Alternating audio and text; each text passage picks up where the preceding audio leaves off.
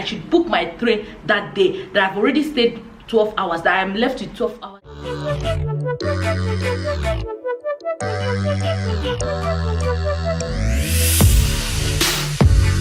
Hey guys, welcome back to my YouTube channel. If you're new to this channel, you are highly welcome. My name is Okonkwa Marashi, but you can feel free to call me Zora. So guys, in today's video I'll be telling you guys a story of my terrible experience, or my worst experience, or what should I even call it? Okay, my experience during the period I lost my passport here in China. But before getting to this video, I really want to apologize to my wonderful subscribers for being away for a long time. I think throughout last month I didn't upload any video. Something came up, so I had to handle that, and I couldn't do that handling my YouTube channel too, so I had to quit one, which I decided to quit YouTube for some time. But now I'm back, and I'm back for good, guys. Without wasting much of your time, guys, let's just get right into this video. Yeah, we are back. This actually happened last year. It's been long, yeah, a whole year, but I still give God the glory, because I was just wondering, if it was this year, what would I have done? So last year, January 10th, I lost my international passport. Yeah, in case you don't know, I'm from Nigeria. So last year, January 10th, throughout last year, during winter holiday, I was in Qingdao City, Shandong province. So there I was staying with a friend, she's from Cameroon. I was staying with them because it's holiday, like I don't know where to go, I just had to go there, you know. So then I had exam, HSK. You guys will be familiar with HSK if you're in China, but if you're not in China, you also be familiar with HSK. Yeah, I think people who are into Confucius Institute studying Chinese language.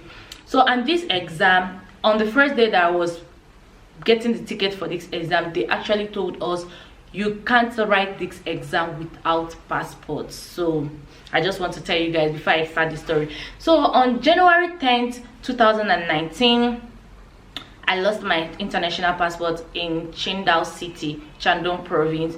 So that day I had exam. Not actually that day, I had the main exam on 12th. Then on 11th, I had my mock exam. So from Qingdao to Shandong, from Qingdao to Chijiazhuang, not Shandong, is about 8 hours journey. So I planned on going in the evening so I can arrive my center the next morning, which is on 12th. So on the 10th I left. I booked a train ticket, and you know how we book our train ticket, we book it online, while you then go to the train station to get your paper ticket. So I booked my ticket against 8:30 p.m. so around 4 I started preparing, and me personally, guys, me personally put my passport inside my bag because of that notice they gave us. So around 6:30 I set off, but because I wasn't familiar with the city, and you know, I'm in a new city, I just decided to go on time. So I'll just stay at the train station and wait. So that particular day I left. When I went to the bus station, because I wanted to use the bus so that I can have a, you know, when you are going so early, I just wanted some certain stuff to take my time, so that when I'm reaching the train station, it will be like 7 o'clock, something like that. So but I waited for the bus for a long time, which it didn't come out. Then I was like, okay, let me just take taxi. Then Didi, I wasn't familiar with Didi. Yeah, I would be sincere, I wasn't familiar with Didi, the address and all the stuff. So I waited for taxi, but I found out that in Qingdao, I think it's only dispatchers, like delivery guys, that ride bicycle, because throughout my stay I never saw like a normal person like that rides bicycle. So it made everywhere crowded and busy. I waited for taxi, I couldn't find any taxi, so I had to wait for a bus. When the bus came out, it was bus 9. I had to jump in the bus. So when I entered the bus, I don't know if you're in China, when you enter the bus, in front of the driver there is a seat near the entering door. Some cities has two, while some city has one. So when I entered there, I was lucky to find that city empty. So that seat empty, not city, that seat empty. So I dropped my bag, picked my coins, and then turned my back to put the coins. So when I was about putting the coins, I was just telling the driver that I don't know DT Jan, please help me. DT Jan is Subway, that he should help me when we reach there. He just tell me so I won't pass my station. So he was like, okay. I put the coin. So when I was turning my back, I saw my bag on the floor. Then I saw an old man picking my bag. Then I was like, Shufu Zamala, like what's happening? Why is my bag on the floor? Then he was like, Dwebushi is sorry, in case you don't know, Dwebushi, that he mistakenly pulled my bag down. Then I was like, okay, anyway, don't worry. I picked my bag. And you guys know that whenever it's when it's winter, by 6 it starts getting dark. When it's like 8, you would think it's midnight. Everywhere will get dark on time. So I tried my best to pick the stuff that my hands can lay on. I packed my bags, and then I don't know if that's where my passport fell out. I don't know. So when I arrived at the train station, they asked my passport. My sister, my brother, that was how I started looking for my passport. So then the woman was like, give me your passport. I was like, I just saw my passport right now. Not even up to 45 minutes, guys. I just saw my passport right now. The woman was like, okay, calm down. I was like, calm down for what, guys? I just saw my passport. You know when somebody is just trying to tell you, like, it was just ringing, like giving me back that memory, like how I put my passport and other stuff. So after that, that was how I started looking for my passport. Even it was just like a movie. So the woman was like, I should just calm down. I started crying, making noise. Then it attracted a lot of people. So when they came in, they asked me. I explained to the security, which they called the police. But unluckily for me, the police has actually closed, because they closed by 4. So they had to send their small, you know, all these small offices. They came to my aid. So when they came in, they asked me they took the information they wanted to know, how I came here, what buses, and then after taking the information, they called the bus station, the head office. They told them that so person lost her passport. Do you remember this, blah blah? The man was like, yeah, I remember the black girl that came in now. Then the man had to pack his bus, search for the passport. He couldn't find the passport. Then he was like, there is no passport here, I can't find any passport. They told me. Then I was like, so they saw the way I was crying. They were like, is there any problem? I was like, I have exam, I have mock the next day, and I have the main exam the next day. They were like, oh, but there's nothing you can do, the police office is closed, you know. So after every whole stuff, the drama going on, they decided to collect the number of the school from me where I'm writing the exam. They called the school and explained. The school agreed though. Then they were like, okay, I should just go for the exam. When I come back, I'll start from where I stopped. Then he helped me book my get my ticket without my passport. I have the picture in my phone. So that was how they helped me, took me to my carriage, to my train, like the carriage. I entered and I left.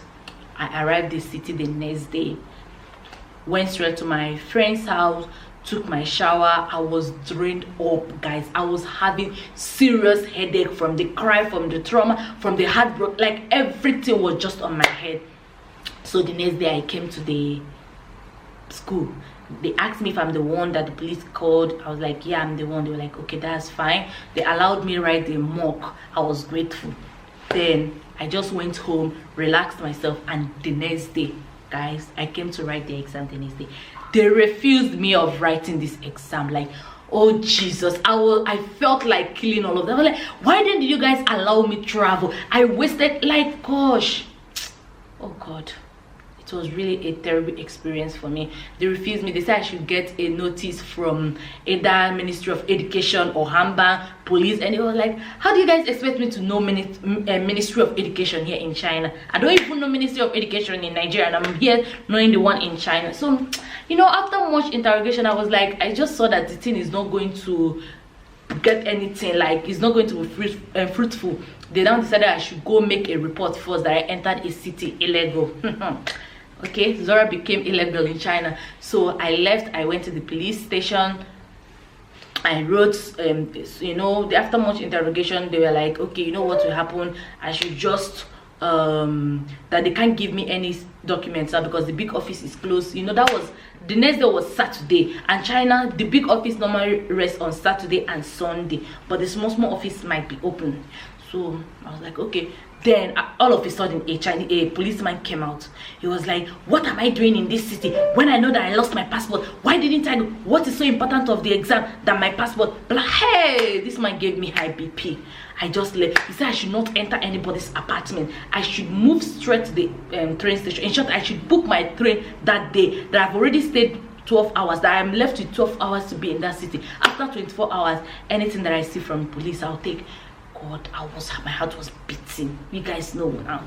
I was like, okay, there is no train remaining. The only train remaining was standing, and then they expected me to stand up after what I've gone through. I was like, I'm not going to stand up. I looked for a train, and I found one train like that. 10:30 is going to be leaving by 10:30. So I booked the train, went to the school because that's the only place I could stay. I stayed there till 8:30. This is happening by 10:11.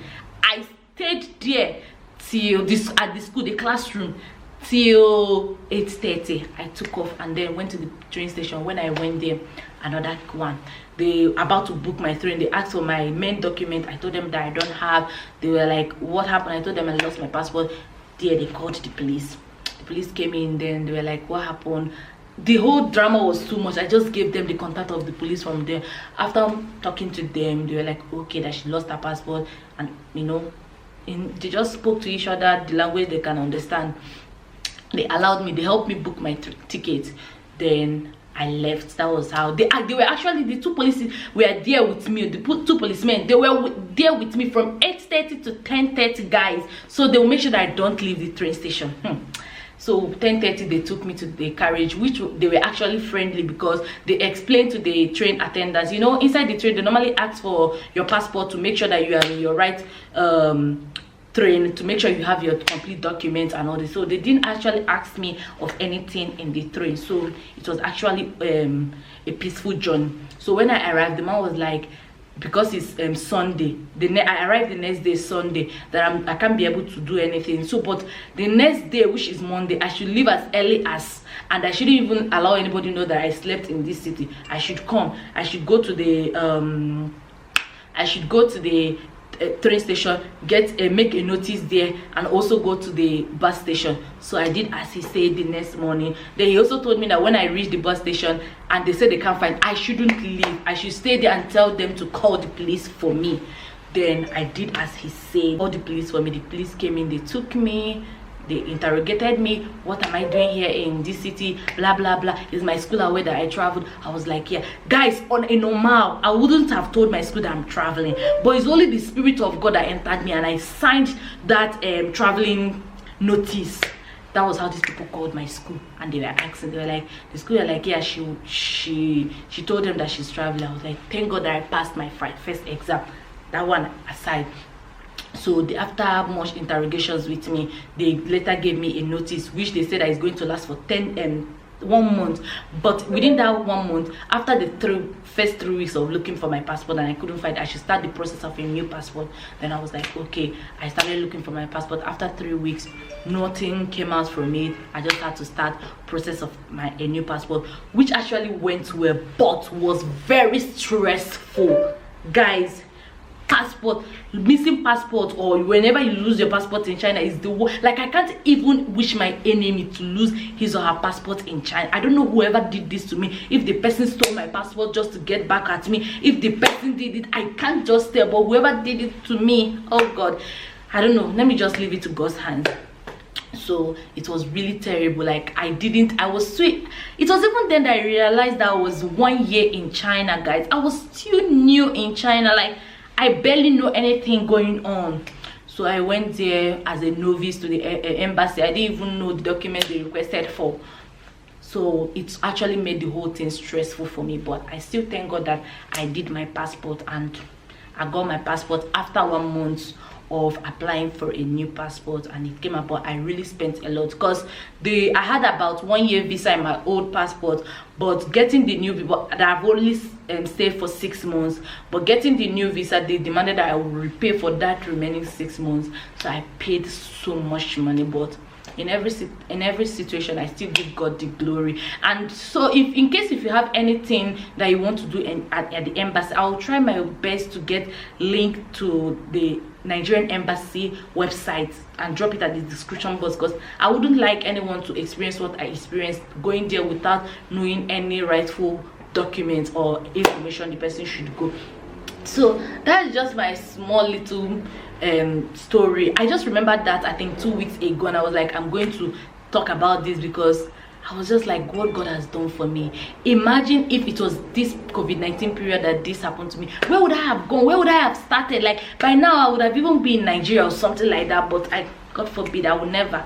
So in every situation I still give thanks to God Almighty, and I hope you guys enjoyed this video. We are coming to the end of this video, and thank you guys so much for watching this video. I really appreciate if you watch this video to this point. If you watch this video to this point, don't forget to give this video a big thumbs up, like, and yeah, like, subscribe and comment. Let me know your experience here in China, anything that has gone wrong here in China, and how you handled your situation. I was a year younger than then, but the way I handled it, the way I gave myself encouragement. Oh, I'm so proud of myself. See you guys in my next video. I love you all. Stay safe. Don't forget to drink water and mind your business.